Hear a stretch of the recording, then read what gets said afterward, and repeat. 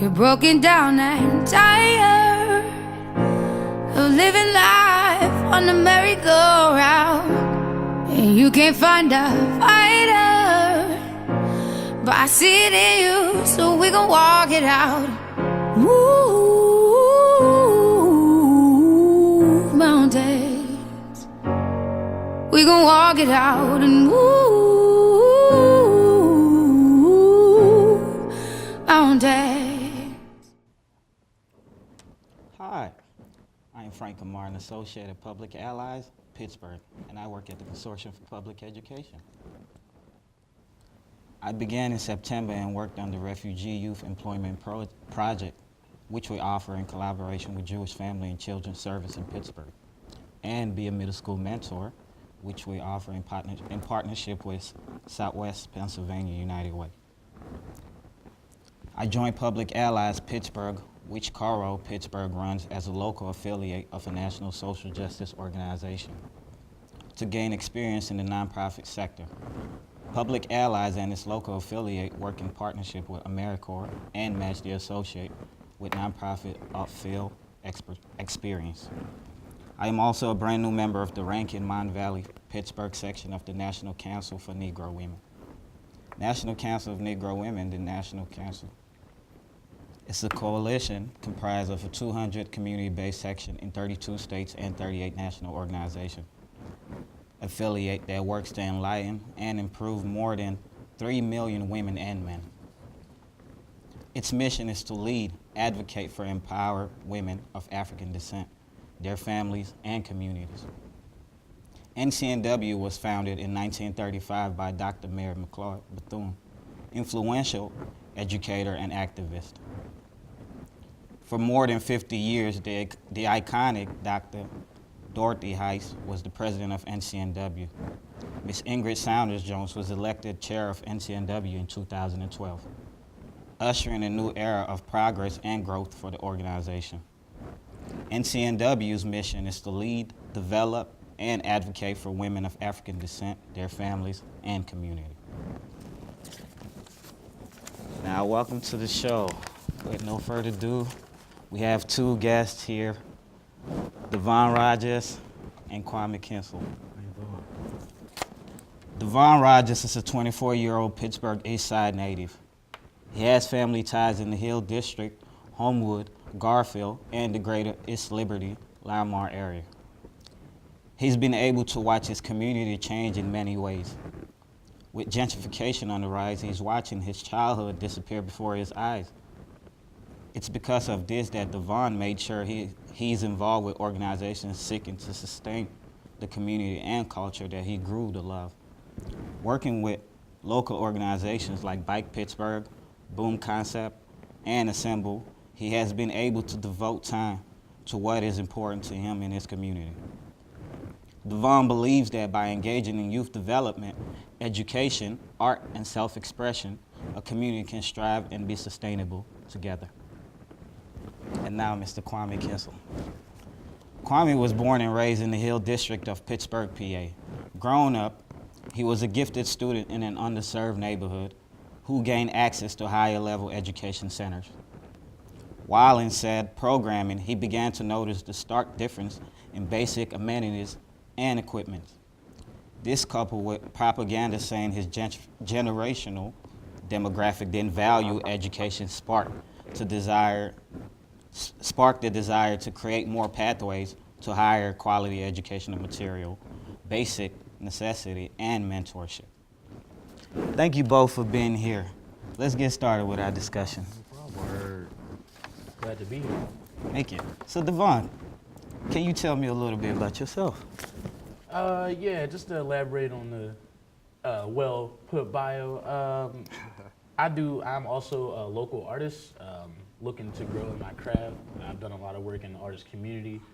I do a lot of work with Boom Concepts. I also do a lot of work with Assemble, all located on Penn Avenue, doing a lot of work within the Garfield community and other local communities, making sure that everyone has equal opportunities to strive and develop their work and their craft.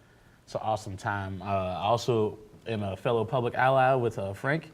I am with Bike Pittsburgh through Public Allies. I'm an education program coordinator, and I'm learning a lot about the way nonprofit organizations work and what they really need to strive. So definitely enjoying a lot of work that I'm doing right now, and can't really complain too much about that. Well, thank you for taking your time out of your busy schedule to be here with Oh us. yeah, man, I got you.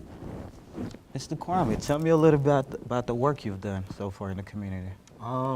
So a lot of the work I've done in the community is youth-based. So I have done like book bag drives and giveaways to make sure students have the proper amount of school supplies and materials during the school year at the beginning of the year.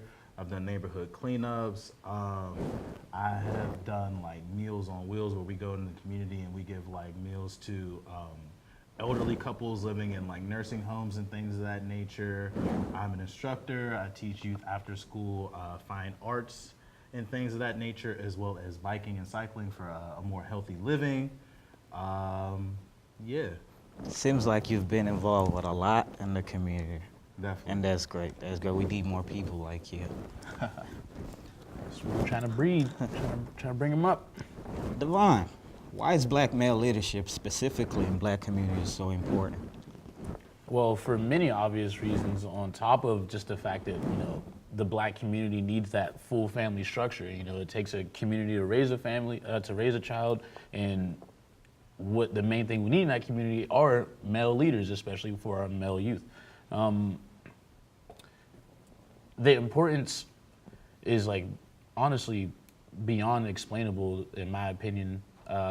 Just like the lack of the male presence in the household on a personal level that I've experienced can really do a lot when watching someone raise multiple children on their own, you know, and then seeing what, you know, my siblings, you know, are going through without having their dad in their lives on a regular basis, you know, and then extending onto that into our schools.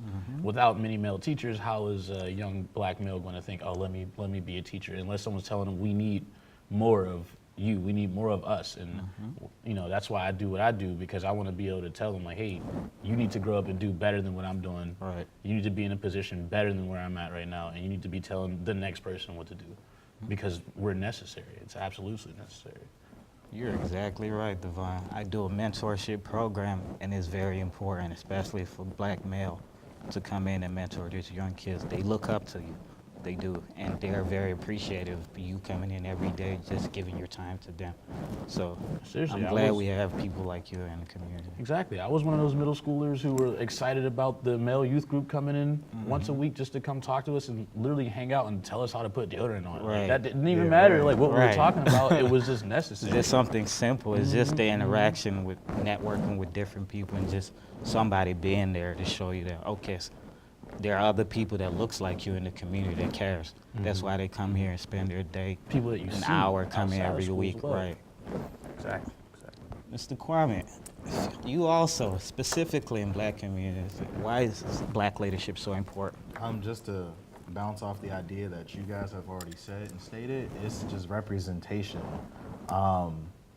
Like to be able to see a black male doing this or see a black male doing that, like I now have the representation, like I can go out there and I can do it myself. I see that you're a business owner. I see that you're an artist and you're living sustainably off of it. I see that you're like a part of the community, you're a community organizer or a member who like cares about myself as a youth, or cares about the equity in the neighborhood, or just cares about the neighborhood as a whole, right? Like, so I feel better at myself, right? Because I can see myself in you.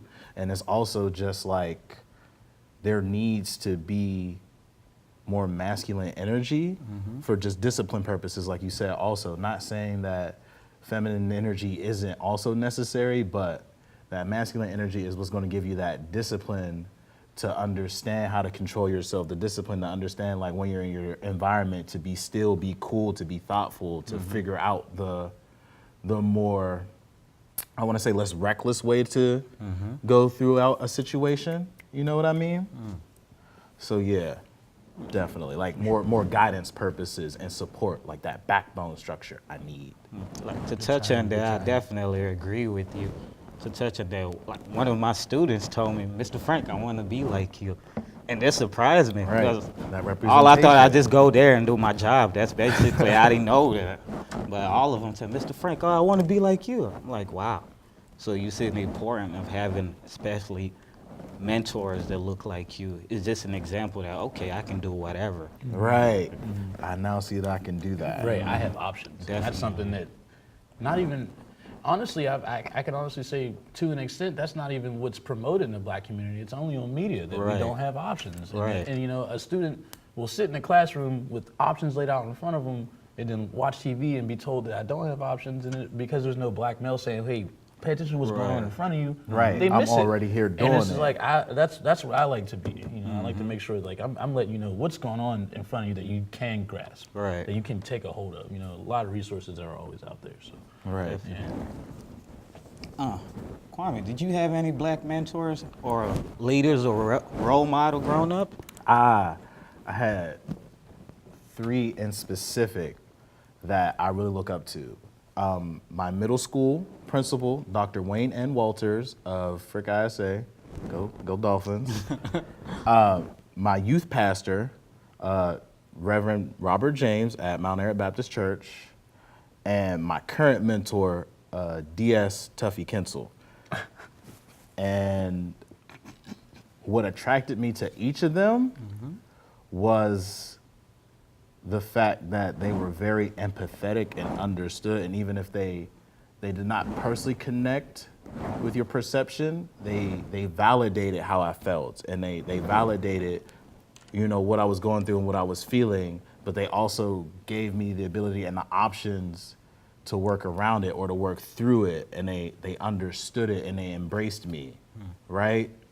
And that goes back to why you need the male leadership, specifically in the black male communities. Like, I had somebody there to embrace me, even if I didn't have like a father figure per se. I could go to them and understand, like, all right, so what's going on with my hormone situation? All right, well, look, dog, I don't really know how to get like these hygiene things right. All right, cool. Like, what's going on with like schooling and my future, and like what would be my next step? Or I took a misstep, but as a man, I don't really know what to do next, right? Because I only have female adults in my life, right? So now I've got this male mentorship there. Well, we have a caller on the line right now. Hey. Hi, you speaking with Frank, Devaughn, and Kuwame? Hi. First of all, I'd like to say it's so nice to see positive African American males. And you. the fact that you all had mentors proves how important it is to have mentors, because you seem to be paying it forward. Now, I know you see a lot of young African American male being a mentor. And when I'm sorry, what did you say? No, nothing. No, continue. Go ahead, Mel. Continue. Oh, okay. Now, when President Obama was the president, he had a program called something like My Brother's Keeper. My Brother's Keeper initiative. Yeah. Now, this new incompetent administration is trying to destroy everything President Obama did. And I'm wondering how the young African American males that you see during, you know, your mentoring process, do they see a difference in the administration, or don't they even care to bother because, you know, it's not, this administration doesn't seem to be catering to them at all? That's first. There's a lot to be said here. Right. I'll go because I work with some of the kids in school. Most of the kids I work with, they're not necessarily paying attention to the news, but they know about the current president that's in office. They know about the things that are going on around them. They don't know, like, say, basically like adults know every little details, but they have a broad concept of what is going on, and they know this is not a president for people like them that look like them, like us, basically. They know that. They understand the concept that, okay, you have to work hard and get out of this situation. And that's one reason I'm proud of all of them, because ever since I started, a couple of months that I've been with them, I've seen a lot of changes, a lot of difference in them. Most of them used to come to class and don't even speak. They just sit there quietly. Now they come in, they bring in more people, kids. They recruit kids for me. They bring in more members. They speak, they express themselves. They come up with ideas of what we need to do for next week. So it's been great so far just seeing that happen. That's good. So they don't seem to have a feeling of hopelessness. No, they don't. Definitely Good. not. Now, the last thing I want to say is, can you tell me a little bit about how the movie, The Black Panther, may have affected you and may have affected them? And I'll hang up and listen to the answer. That's you. So there's a lot to be said about the Black Panther movie. I can honestly say that for the people that aren't necessarily caught up with the storyline around the Black Panther, but they went and saw this movie, it is nothing but positive light for the black image, and it's absolutely necessary. Even if you're not into comics, if you have no idea what's going on with the storyline, please, take your children to see this, because it means something to say in 2018 that we had a movie come out where a black man was king, and he was a positive king, and he wanted change for his community, and he fought adversity within his own community, fought adversity with his own family, and then still came out of that in a positive light. It's absolutely necessary, and if there's one thing I can say, it's read into more of what that movie is talking about. Just the idea around what Wakanda does and what it stands for. Africa is a gold mine of precious rocks and gems that are literally in all phones. They're how we're able to have this situation going on right now, and storylines like Black Panther give a more creative light to the more serious things that are happening around us, and I definitely say that it's a very positive thing for the youth in our community. Definitely. All right. Well, thank you for calling. Now, so we're going to go back to Mr. got Kuwame. One more caller on the line. Cool. Hi, caller. You're with Frank, Kuwame, and Devaughn. Yes, I was tuning to your show, and during the opening, I heard the gentleman say that he's a member of the NCNW. Are men permitted to join that organization? Yes, sir.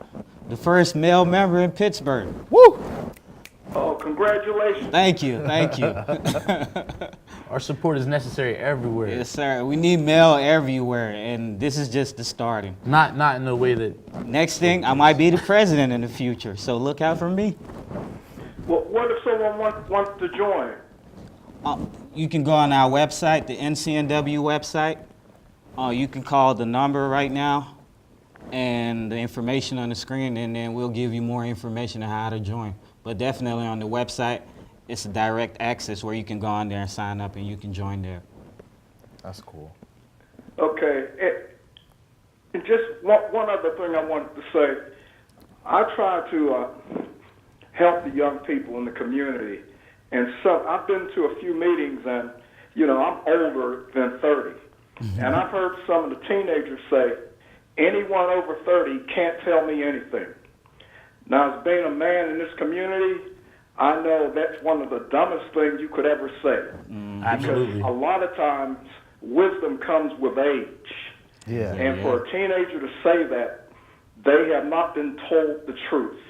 And we have to do something to turn that kind of attitude around. What do you gentlemen think about that? Can I take this one? Because I have lived this mindset, and it's not necessarily they haven't been shown the right way per se, it's they have not experienced that. And this is what we were talking about the black male leadership being so necessary.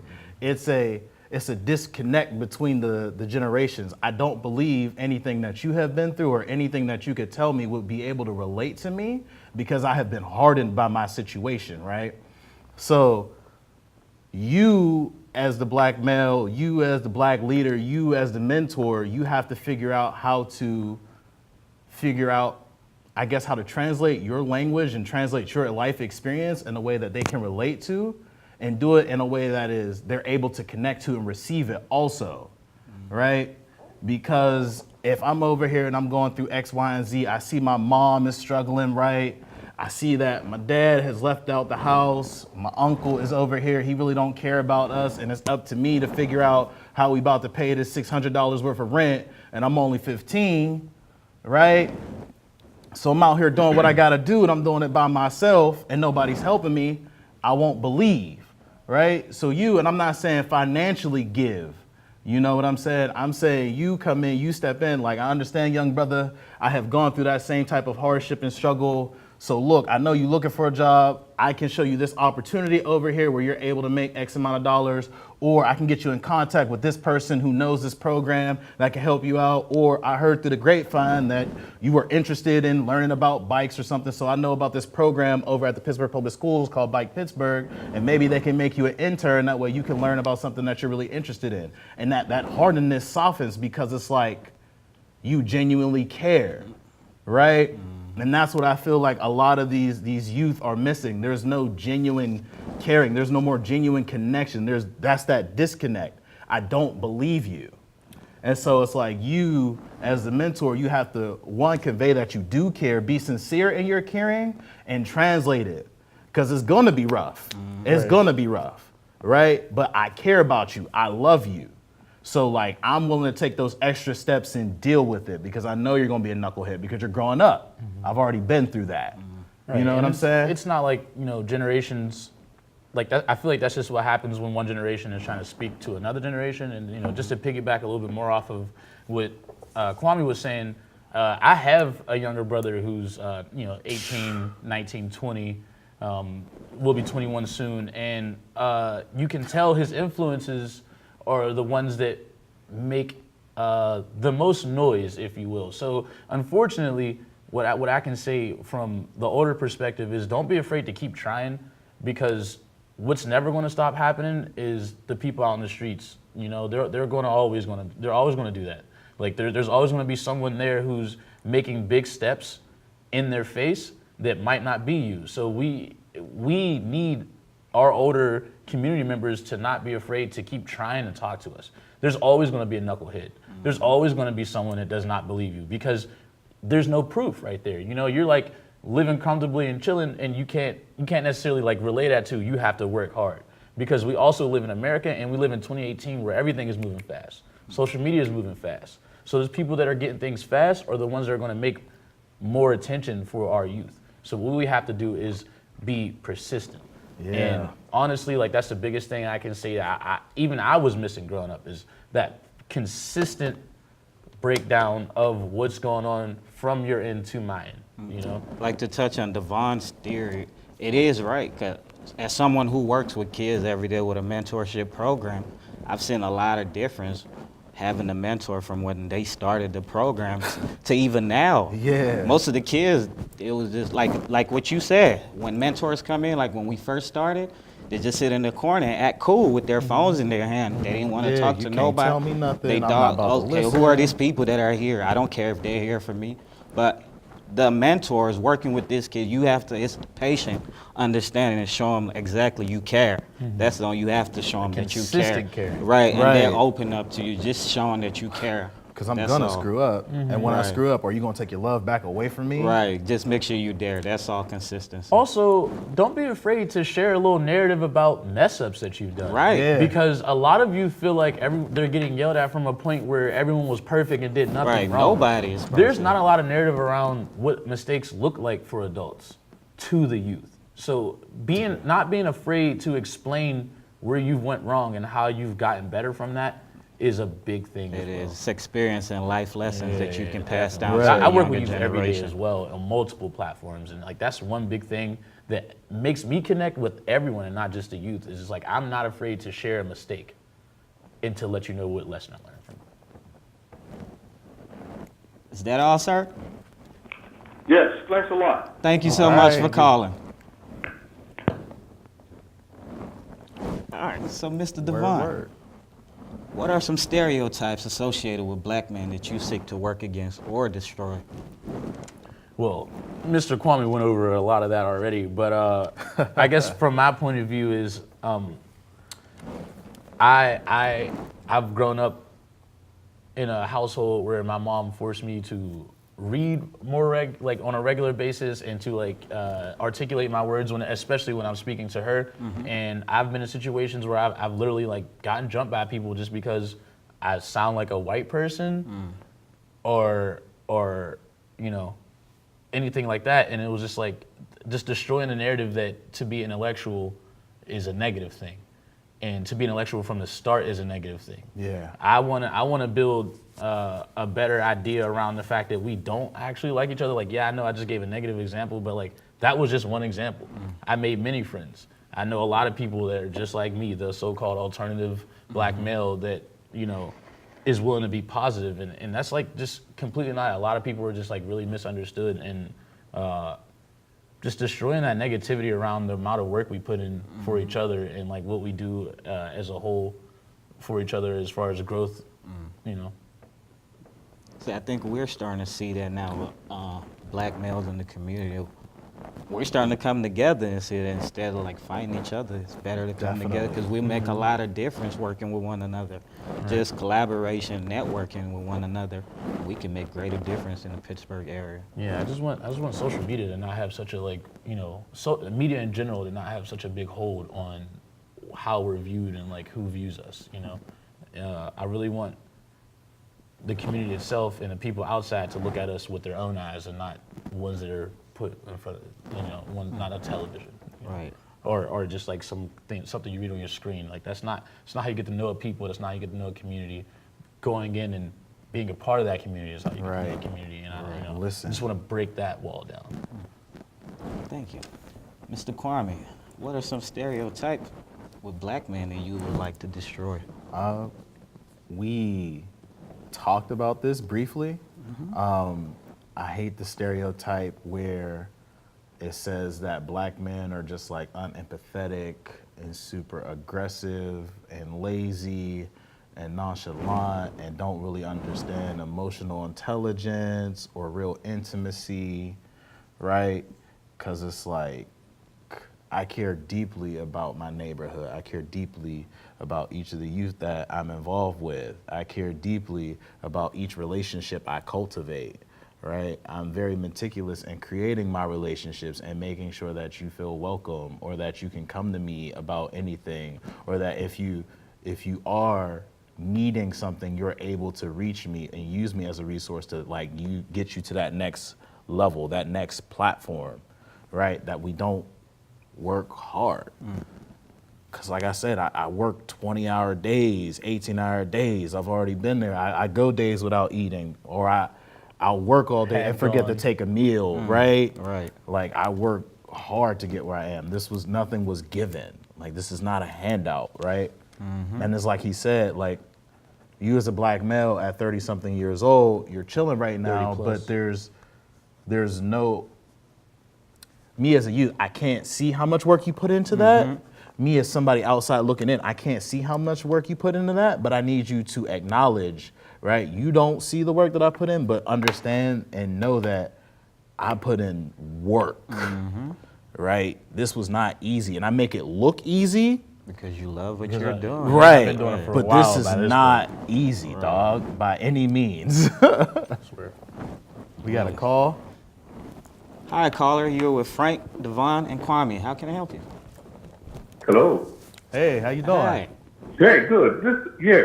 Just wanted to say it's good to see you guys. I just want to introduce myself. My name is Mark Brentley. I'm a former school board member, and I started a program 19 years ago called the Pittsburgh Public Schools Take a Father to School Day. What? And, yeah, this is where His we name get sound men. familiar.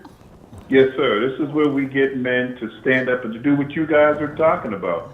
Being responsible, being recognized, destroying the stereotypes. You know, black men, we do bleed, we cry, Yes, sir. we nurture, Yes, sir. we father, we volunteer, We volunteer. and a it's lot. cool to do all those things. Right.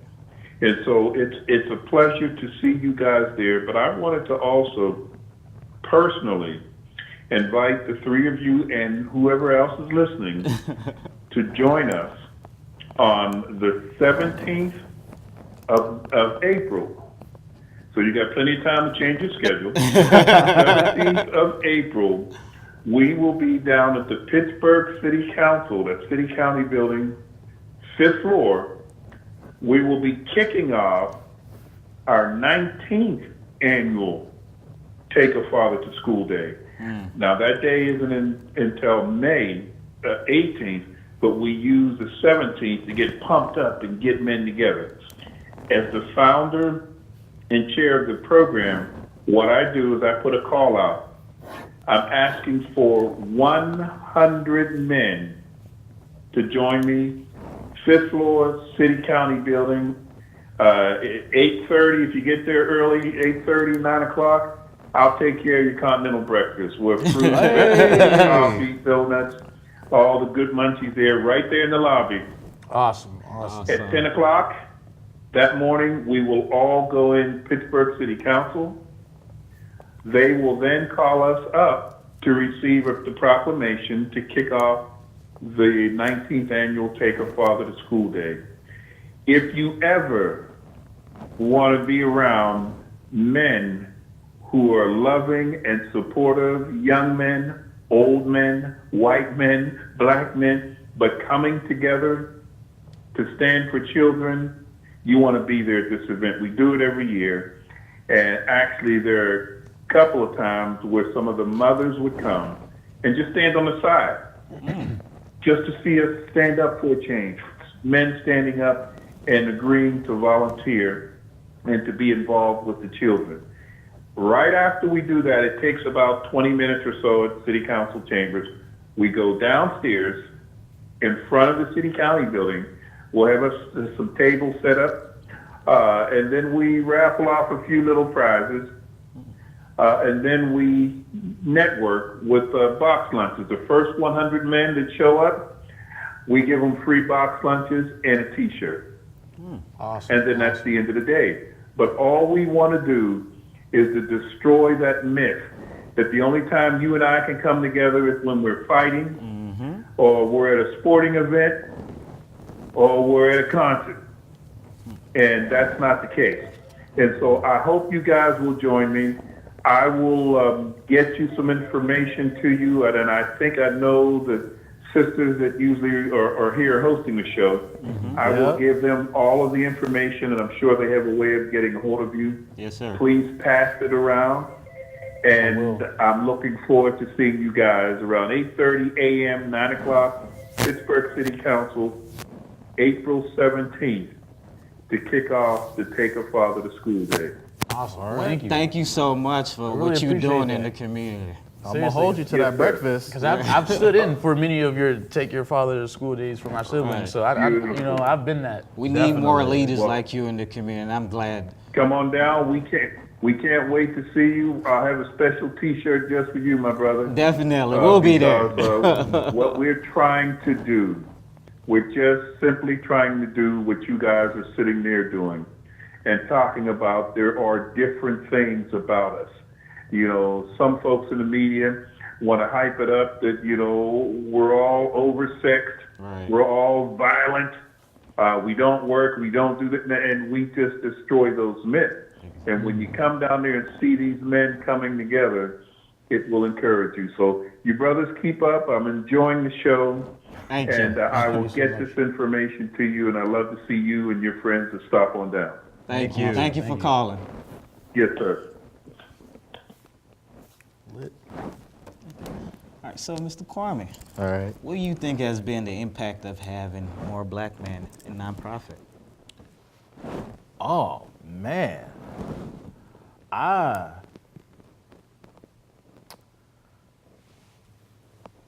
can't really use my words, right? Because I don't really know what the system was like before I got there, outside of being a youth myself, right? How about you speak about your experience while you've been in the nonprofit world? When I got involved in nonprofits, it wasn't for the money. It wasn't because I was looking for a job. It was just like, hey, I see these problem kids and I see the way that the people who are hired are reacting to them, right? And it was like, that's totally not how you would talk to somebody, because I know that's not how I would want to be talked to, right? Because like I said, I perceived myself as that problem child. I was always in trouble. I was doing this because I was bored. I was doing that because I had like an issue at home, but I didn't know how to articulate really how I felt, right? And I would just like see these like patterns, right? And these kids, like I said, they're not bad. I guess the change I see now is kids are more open and able to talk about themselves in an effective manner, right? Because instead of, all right, I'm just sending you to the counselor's office, or like you're just suspended because you're throwing a hissy fit, or I saw you punch another kid in the face.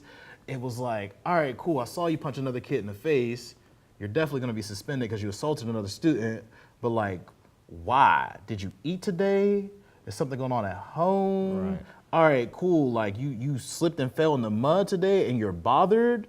I feel like students are able to speak on their own behalf because they are people. They're little people and they don't get it, but they are people themselves. They Right. do still feel, right? And I feel like they're more validated in what they feel and how they feel now that like I am an instructor and they're able to like just talk. Cause a lot of my students I still run into from time to time, even if they're not in my programming, and they're still like recommending their friends like, oh man, yeah, you need to go see Mr. Kuwame because, you know, blah, blah, blah, blah, blah. And he's all cool, you know, he's not like the rest of those, which is, you know, neither here or there because I'm not like the rest of those teachers, but it's like the ability to be able to tell your friends like, hey, this is like a safe person to talk to for whatever you got to talk to, like saying that the kids have a safe person to even talk to. Because I remember that being one of the things growing up, like, who do I go to if I can't talk to my mom or my dad or my aunt? You know, who do I trust to talk to about, you know, all these problems I'm having? That comes back to, you know, relating with the kids. Right, and Just the black male leadership. Right, having some, if you had, Right. you've had that experience,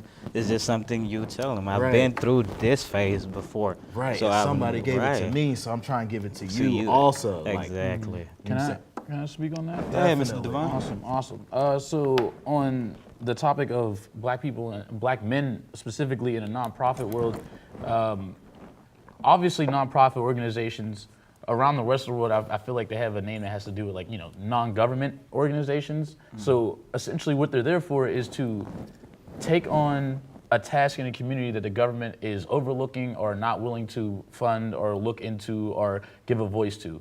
And if you are a nonprofit organization in some way, shape, or fashion, you're probably an advocate for something, and especially within the community.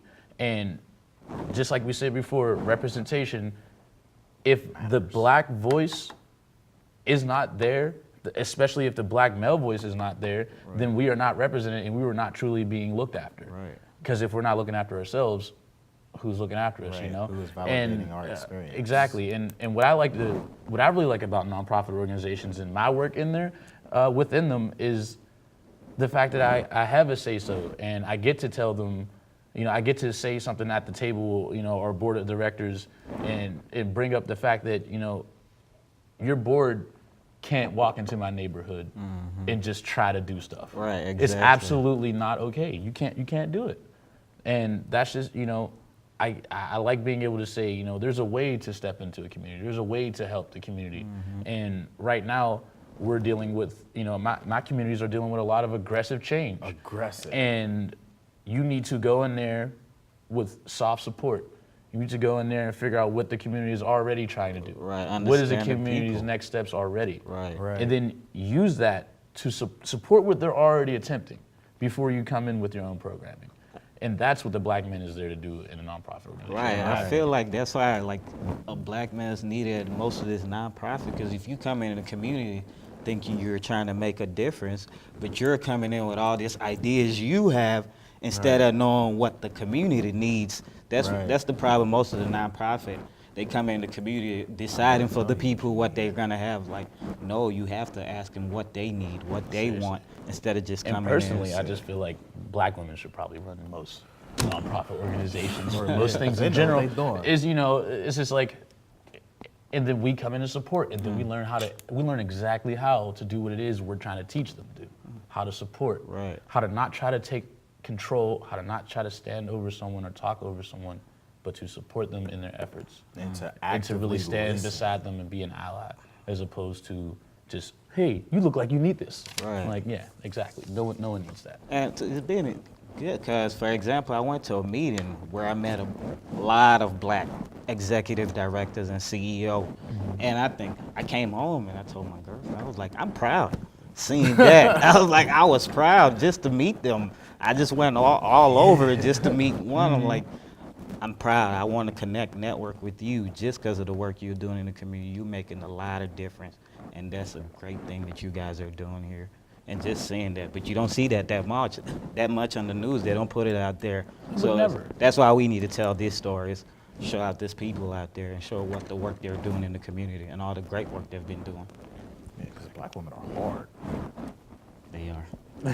All right, so Kuwame, what differences in your community have you witnessed through work in nonprofit sector? Can you share a story?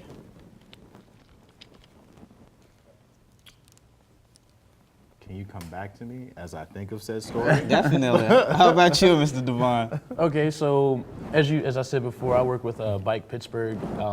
If for all the viewers that do not know, Bike Pittsburgh is the local bike advocacy organization. They also focus on pedestrian advocacy as well, and they are a part of a lot of the narrative around infrastructure change, such as new bike lanes, the change, adding in new streetlights, and making the city more of a complete street. So recent policy that passed that Bike Pittsburgh had a really big hand in was the complete streets policy. And I don't know if you know what complete streets means, but it essentially means that whenever the talk around what we do next with our city as far as infrastructure goes, we make sure that everyone is involved in that narrative. Right. The people walking, the people pushing their babies, the people on skateboards, on skates, on bikes. Everyone should be able to use the street smoothly.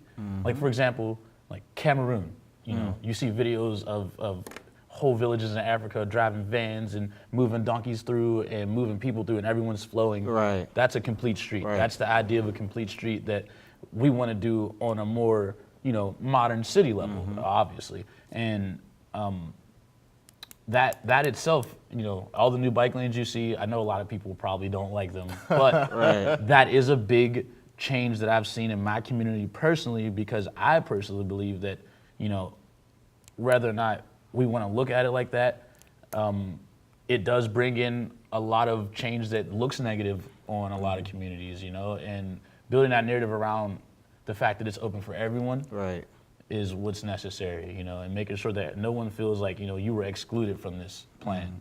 We didn't just do this without your jurisdiction. We want you to know that this is something that makes it safer for you. Now you don't have to worry about riding on the sidewalk because there's a whole lane dedicated to you. I think also the thing is, most people, when they think of infrastructure, especially roads and stuff, they only think about cars. Right. They don't know there's a lot of different ways. There are waterways like ships and different bike. You have to think of pedestrian walking. It's not just for cars. It's for everything that's involved in the community in general. So I'm glad that you guys know all this awareness of knowing to include everybody instead of just one group. That's my goal, man. That's what I'm here for. How about you, sir? Oh, man. You can't talk about any of the murals? Oh, you talking about the pop-up murals? Right. Absolutely. Anything in the community. So, I've seen a lot of murals popping up in these places that we consider underserved communities, like the Hill District and Hazelwood and Homewood and Garfield, that have been popping up as, I want to say, just community empowerment, right? Because there are a lot of dilapidated buildings, and there are a lot of youth that really don't have much to do. And what they do is they mix the two, right? So if there's this eyesore wall, they'll go out and they'll find 15 kids they know for a fact are actually interested in the arts, or interested in farming, or interested in just architecture and things of that nature. And they use these homes and these eyesores as the practice grounds, and they'll put up a full-scale mural, or they'll take this lot of land and turn it into a vegetable garden, so they can learn agriculture and learning about things like farming and growing your own food and a sustainable, growable food. I think those are very two cool keys, right? Because it's self-expression of the neighborhood, because it's taking something that's blighted and turning it into something positive, right? The homes are gonna be there now until somebody buys them, instead of making them just oh man, this thing is falling down. I can turn it into a piece of art. It's the rose that grew from the concrete. Or oh, my house used to be here and they tore it down because whatever is going on with the renovations of the neighborhood, right? But some organization bought it back, and no, I cannot get my home back, but now I have this garden here that is able to like help sustain, and like we use it to throw community day initiatives where like you can have like a bounce house and get the whole community out together and have them talking to one another and just bring that sense of oneness and like family again. You know what I'm saying? Right, and having a garden, that's really important because that brings community together. And I've worked in the garden before. I thought I wouldn't like it, but working with it's like, it's kind of therapeutic too, working on the garden because you be up there with plants. Aspects. What work did you do in a garden? Was that a nonprofit? Yeah, I worked in Atlanta at a homeless shelter called Metro Atlanta Task Force for the Homeless. We created a rooftop garden on top of the shelter. Oh, that's cool. Yeah, Is it sustainable? Is it still going? Yeah, the shelter is closed now. They're closed now. But But when it I stayed left, open the whole it time? stayed open the whole time. Every year we harvest, grew back again.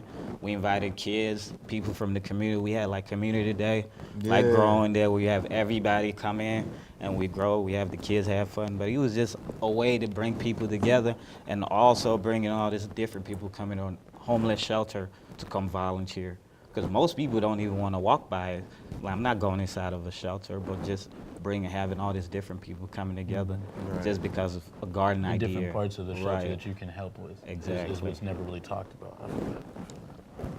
All right, so Devaughn, now that you're an adult working in the community, do you still have contact with these role models or have developed new mentor relationships?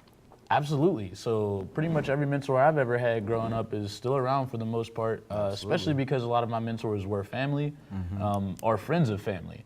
And through that, work I do with places like Boom Concepts, that's a family-oriented situation that I kind of was grandfathered into, and I am close with all of my role models within that organization, and it's one of my biggest networking resources outside of public allies and like Pittsburgh, obviously, but they are the people that I go to when I'm having issues with everything else. These are the people that I am not afraid to be like, hey, like I am really, really going through it right now. I need help, or I need some food, or anything. These people are ready and willing to help me just as like they would whenever I was 8 years old and telling me to stop crying about a little cut.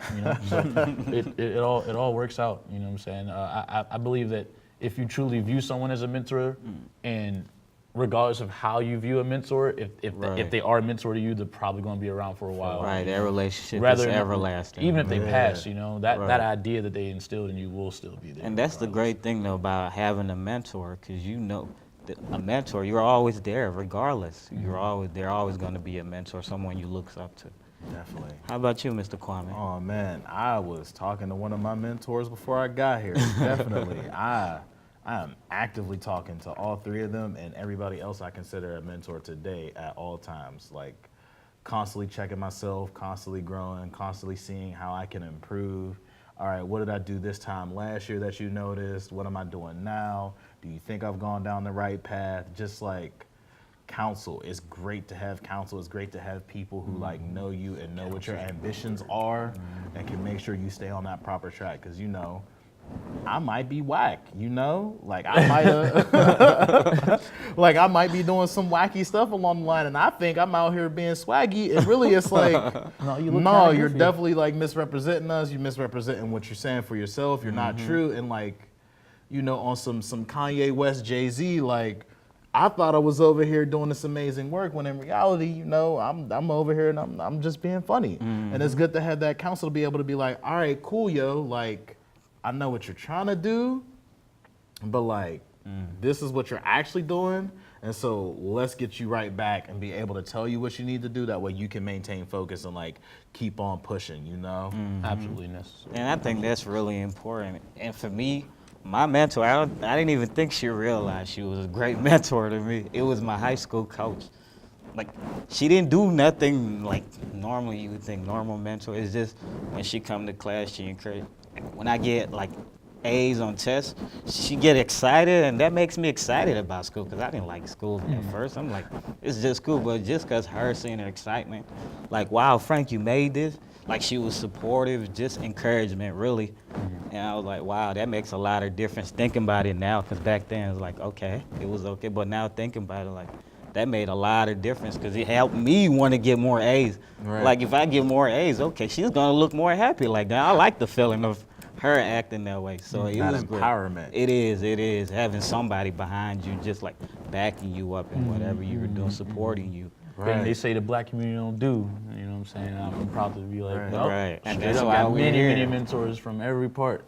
And mentors are absolutely necessary because you don't know everything. There's always somebody who knows something, or there's always somebody who's lived through it before you and knows not a better way per se, but has a perspective on it that you have not lived through. Right. Which is going back to that, who was that? That second caller talking about how do I connect to these kids who said I don't have anything or I don't know anything, right? It's like you as a mentor, like you've already been through this, because there are some things I just won't be able to comprehend at my young age, but that's why I need you, right? I need Because you you to can keep break trying. it down.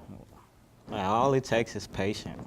That's all. And consistency. And persistence, consistency. definitely persistence, Right. but I'm definitely gonna rack your patience for sure. So Devaughn, Look, do you have any final stories, thoughts, or comment you would like to share, Devaughn?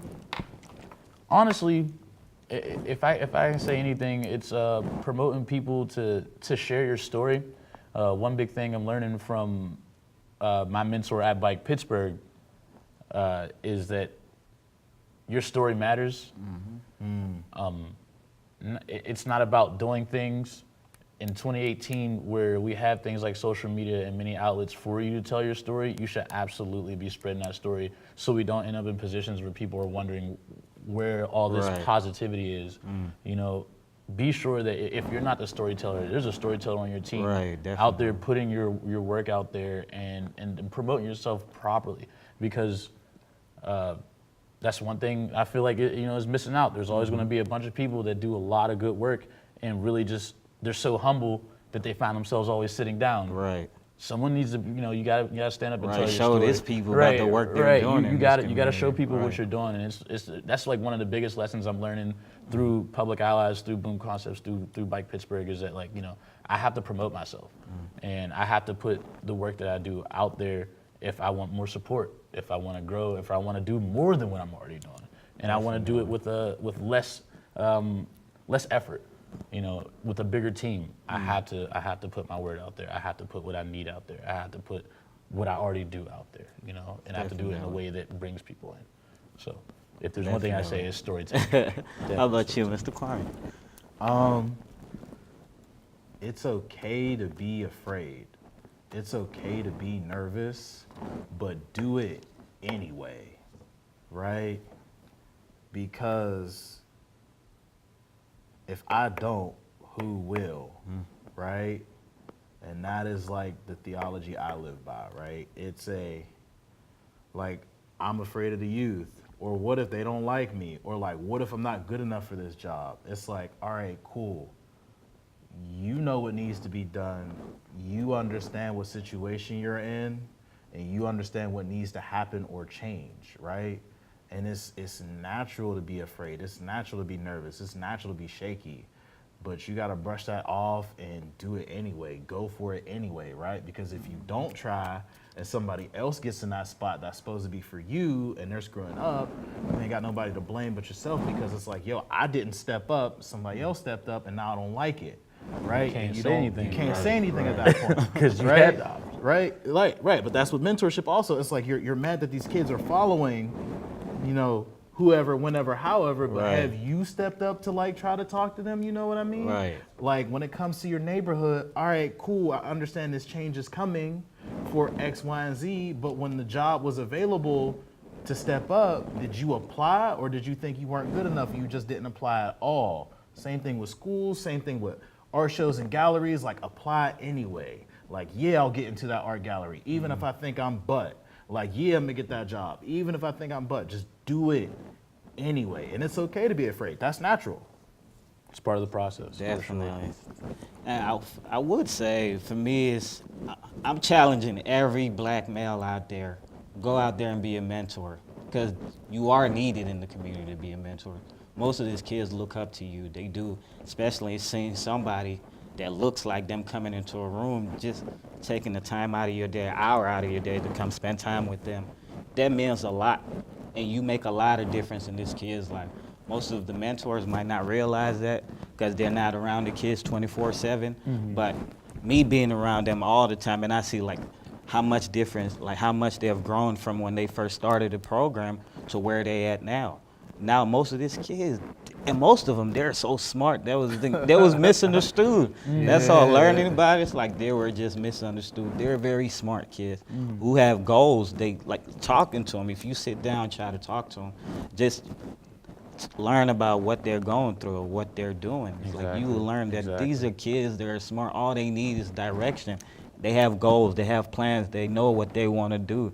And especially as young black kids, we grow up faster than other races. You have to grow up. You have to. Like you grow up early, so you grow up to have this sense in you that, okay, I have to become a man fast. And so when people get like impatient with this kid saying, oh, kids do not listen, it's just take your time with them. Listen to them, listen to their stories, because they'll listen to your story if you listen to their story. Nobody just want to listen to your story and you just keep talking. Right? Nobody likes that. You have to listen to them and they'll listen to you. So I'm calling out every male to be a mentor. Please call the Consortium for Public Education or go online. We're doing the Be a Middle School Mentor program. We're United Way of Southwestern Pennsylvania. So I'm calling every man, go out there and register to be a mentor, because it is very important and we need you out there. And thank you guys so much for joining us today. This has been a great show. Thank you for having us. Seriously, thank you for having me. I'm Jetchy Betcha. And You're broken down and tired of living life on the merry-go-round, and you can't find a fighter, but I see it in you, so we gon' walk it out. Move mountains, we gon' walk it out and move